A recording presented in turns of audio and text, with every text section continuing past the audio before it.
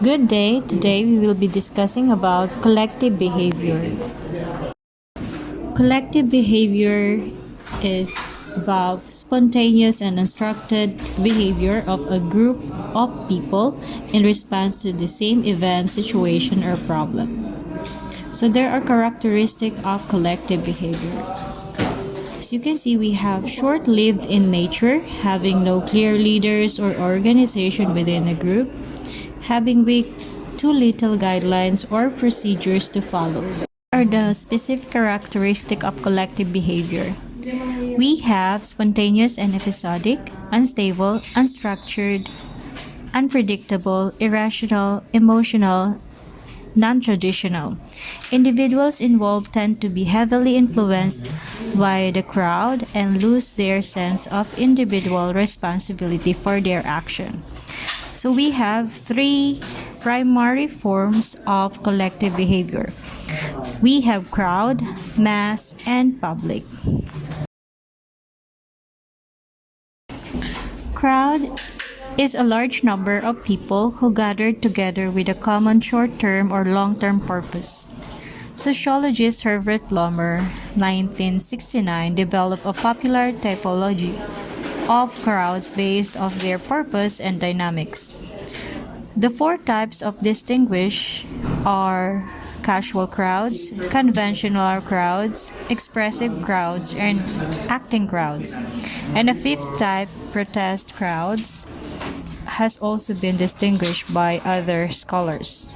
This type of crowd, we have casual crowd. A casual crowd is a collection of people who happen to be in the same place at the same time.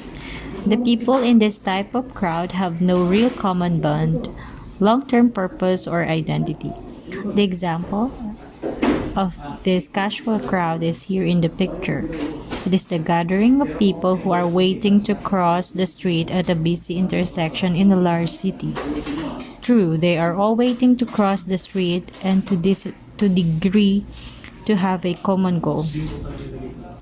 But this goal is temporary, and this particular collection of people quickly disappears once this goal is achieved. Next we have is a conventional crowd. It is a collection of people who gather for a specific purpose. An example of conventional crowd is a concert. Next we have is an expressive crowd. It is a collection of people who gather primarily to be excited and to express one or more emotion. An example of expressive crowd is wedding. An acting crowd goes an important step beyond an expressive crowd by behaving in violent and other destructive behaviors such as looting. There are two examples we have here. We have mob. Mob, an intensely emotional crowd that commits or is ready to commit violence, is a primary example of an acting crowd. Panic. Panic is a sudden action by a crowd that involves self-destructive behavior. It is another example of an acting crowd.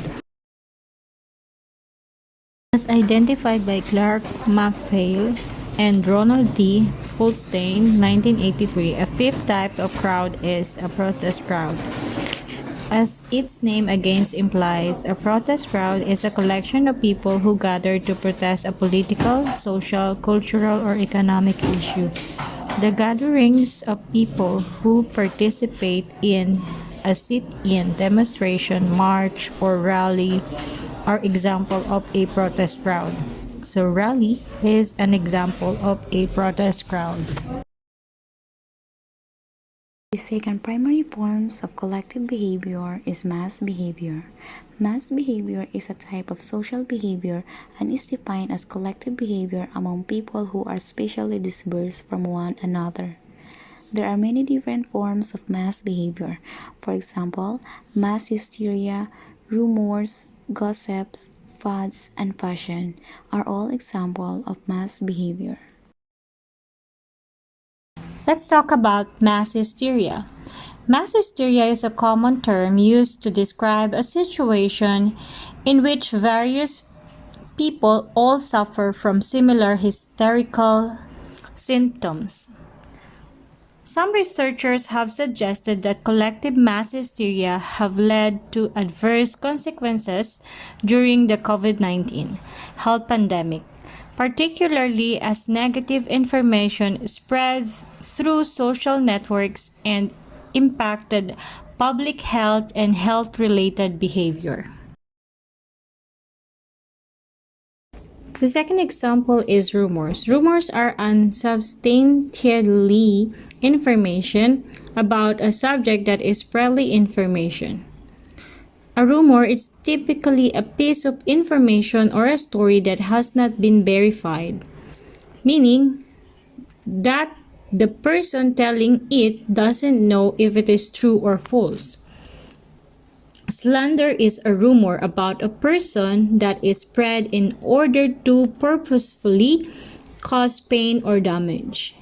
When slander is written down, for example in text, Facebook, tweeting, or even email, it is called libel. There are many celebrities currently suing the tabloids, magazines for printing damaging rumors that were not true. Next is gossip. Gossip is a private conversation between two people about someone else who is not around. The information they are discussing is represented as factual even though the truth may not have been confirmed. Gossip also tends to be spoken by people about someone they know, not celebrities or historical figures. Then we have fad. Fad is a term used to describe a collective behavior that develops within a culture, a generation, or social group, in which a group of people enthusiastically follow an impulse for a finite period. Fads have a short-lived popularity but fade away. For example, Pokemon popular fad during 1990s, a Pokemon Go. Next we have fashion. Fashion is a widely accepted behavior pattern that changes periodically. Changes seen most often in items involving personal appearance, example, clothing, hairstyle, and accessories. This is the third primary forms of collective behavior. It's public. Public opinion an aggregate of individual views, attitude, and beliefs about a particular topic expressed by a significant proportion of a community. Propaganda and its techniques of influencing human action by manipulation of representation. Name calling, transfer, testimonial using for famous or respected people. Plain false. Cards stacking.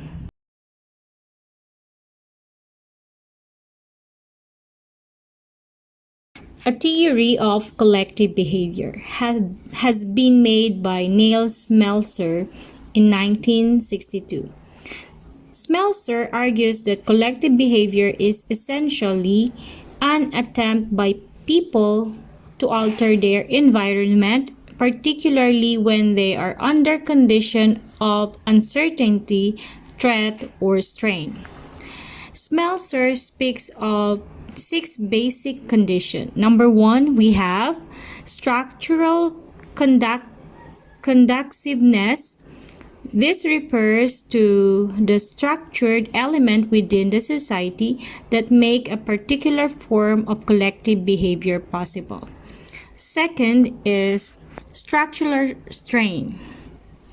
Situations such as poverty, conflicts, discrimination, etc. lie at the base of much of collective behavior. The third is growth and spread of generalized belief. Before any collective action, people must develop some general beliefs about situation. Number 4, precipitating factors. Number 5, mobilization for action. And number 6, we have operation of social control. You can see we have theory and major assumptions. One is contagion theory. Collective behavior is emotional and irrational and results from the hypnotic influence of the crowd. Next is convergence theory. Crowd behavior reflects the beliefs and intention that individuals already shared before they join a crowd. Emergent norm theory. People are not sure how to behave when they begin to interact in collective behavior. As they discuss their potential behavior norms governing their behavior emerge, and social order and rationality then guide their behavior. And the last one, we have the value-added theory.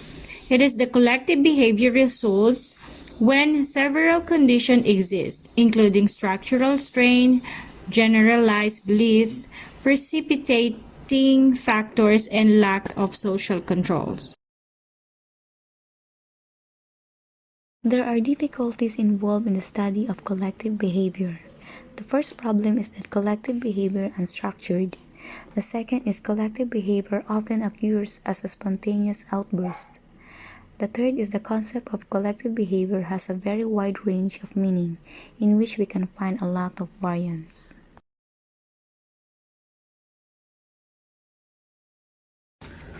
A complex concept.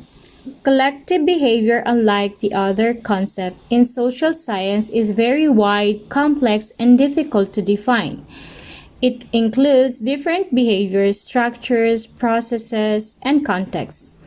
Many areas of sociology and physiology, as well as the economics and political science, involve the study of collective behavior, often restricting the focus to particular types of it, such religious, political, deviant behavior, and others. The concept of collective behavior does not define a group of social phenomena which can be objectively verifiable, but can be intended as a reference to understand different sociological orientation which sometimes converge and sometimes contrast.